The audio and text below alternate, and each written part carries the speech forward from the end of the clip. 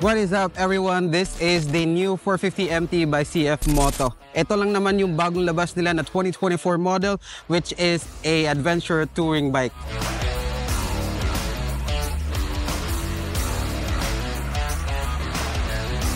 Hey, what's up? It's me, Speedy Moto, and today we are going to be reviewing this wonderful machine, which is the new 450 MT adventure touring bike. This motorcycle is equipped with a 450cc engine with 50 horsepower at 9,500 RPM, max torque at 39.3 Newton meters at 7,650 RPM. And not only that, it is a twin cylinder with 270-degree crankshaft dual overhead cam, which basically means na ang tunog nito ay napaka-unique at napakaganda compared sa mga usual na two-cylinder or inline twos na makikita or maririnig natin sa road.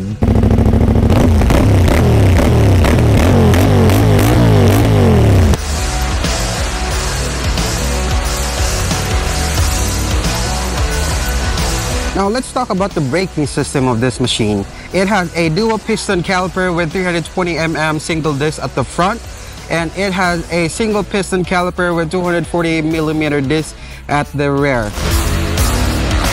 So this 450 MT is equipped with an upside down telescopic fork with 37mm, non-adjustable, and for the rear suspension it has a monoshock absorber with a preload adjustable, which is pretty good because when I tried it, it was a little stiff, but knowing that it can be adjusted, it was not a deal breaker for me.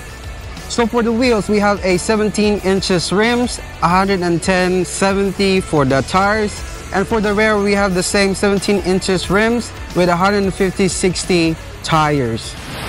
Now what about the seat height and the ground clearance? Now let's talk about that. Now seat height is at 795mm, ground clearance at 160mm, which gives it a little higher ground clearance compared to its current competitors. Now for the seat height, it's kind of so-so because the thing about this motorcycle, not only that the preload is adjustable in the suspension, it has a built-in lowering kit. So you can raise the suspension or the seat height by just adjusting the bolts at the suspension. Now for the fuel tank, it has a 14 liters tank capacity, which is, para sa akin, 14 liters tank capacity for a 450 MT is already good. Now you guys might ask, does this bike have an ABS or anti-lock braking system? Well, as CF Moto as it is, dual channel ABS system lang naman ang meron sa na to. By the way guys, it already has a full TFT color display na napakaangas. Sobrang nagustuhan ko talaga yung TFT display nila. Now for the lighting, it is already equipped with full LED system. That includes the headlights, the turning lights, the tail light, and of course the braking light. Now guys, for the seat height, this is how I look like when I stand it straight. Now when I put it straight, and both feet are down and I am tipping toe. Medyo nagtitip-toe na ako kasi normal, it's an adventure touring bike, so medyo mataas talaga siya compared to my Z9, no? Even though the Z9 medyo tiptoe ako, pero dito medyo mas mataas yung tiptoe ko dito pag both feet down. Now let's see if I put just one foot down. Let's see. Now pag hindi ko ibababa yung dalawang paa ko, ito yung magiging posture ko, no? Kaya ko siyang i-flat foot ang left side kapag hindi ko binaba yung dalawang paa ko. So it's pretty good. The side heat for this bike is pretty good. And aside from that, as Sir 30, the CF Moto representative told me na medyo binabaan na nila yung likoran neto, kaya siguro kaya ko siyang i-flat foot tulad nito. So by the way guys, my height is 5'10", so if you are 5'10" or somewhere closer, or at least now you have an idea how it would look like for a 5'10", then you can try and compare it to your height. This is actually a pretty cool motorcycle. I'm surprised. Now, I haven't really tried riding an adventure touring bike like this, to be honest. I've ridden a sports bike and a naked bike because obviously I have the Kawasaki Z9, which is a naked bike. Right now, when I tried this motorcycle, no, medyo na-convince ako, no. Ang sarap pala magkaroon ng ganito.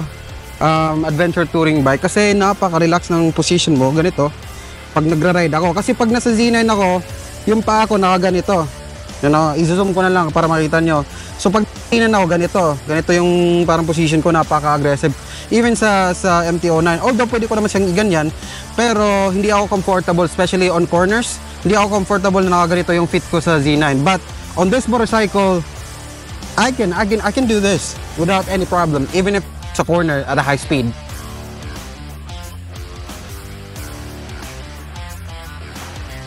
And now, it's time to take this bad boy for a test drive. Shout out pala sa mga taga-Shell, no, for letting me do the shoot there para sa mga specifications ng motor. Now, we're gonna test this motorcycle. See how smooth that is, and very powerful.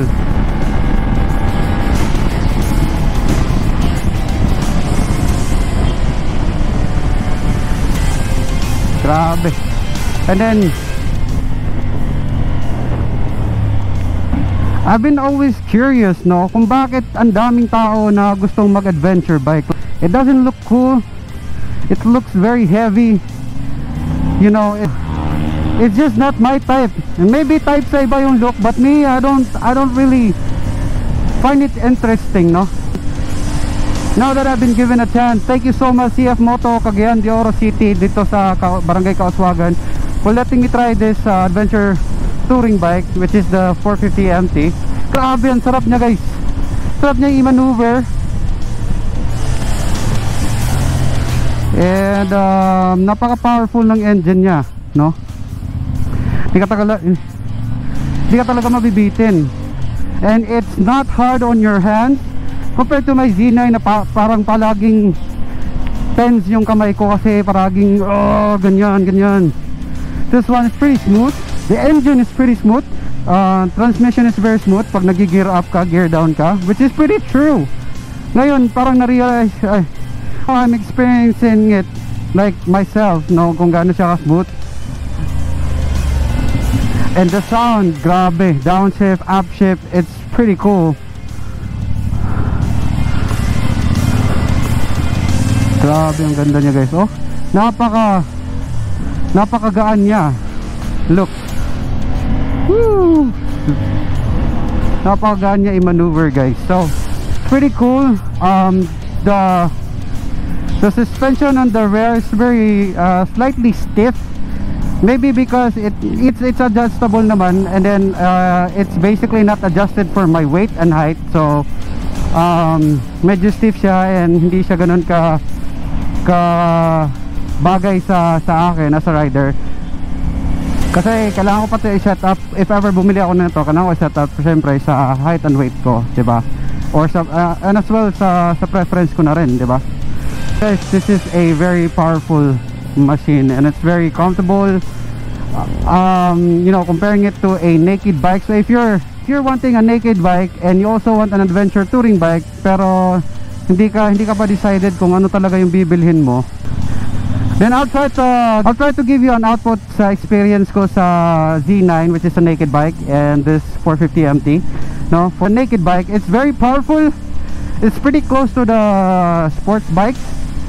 Comfortness, comfortable naman ng Z9. MT-09 as well is comfortable, pero in the long run, I feel like pag dito ako sa adventure touring bike, especially this 450 MT, I feel like mas magtatagal ako sa biyahe, no? Or mas comfortable siguro ang biyahe ko. I apologize if yung lens natin may raindrops kasi medyo umuulan na siya. So hindi pa naman ganun kalakas, medyo lang. So apologize in advance for that. But again, so far this baby is pretty good, guys. So I don't know what bike you're riding right now, ikaw na nanonood ngayon, but feel free to comment down your opinion about this bike, about your bike, and your plans if bibili mo kayo na itong motor na to. And guys, I'm telling you, you will not regret this. And by the way, guys, ito tayo sa Kauswagan Highway. Ito yung CF Moto, just beside the GAC Motor and GMW Motor. Ito yung office nila. Dito pinick up kanina yung motor. Napakaangas, diba? Andito si Adventure with Dan, guys, oh. Andito si Adventure with Dan. Ateng.